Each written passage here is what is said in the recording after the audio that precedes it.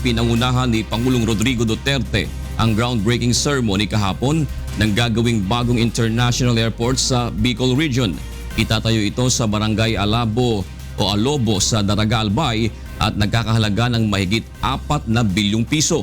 Layo ng Bicol International Airport Development Project na magkaroon ng bagong airport sa rehiyon na papasa sa international standards at makapagseserbisyo sa mas maraming mga pasahero. Well, of course, I am happy that we are laying the ground for your airport.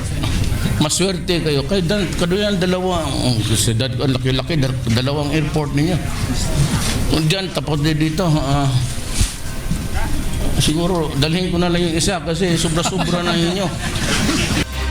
Inaasahang makatutulong sa pagpapalago ng ekonomiya ng Bicol Region at iba pang kalapit lalawigan ang bagong paliparan.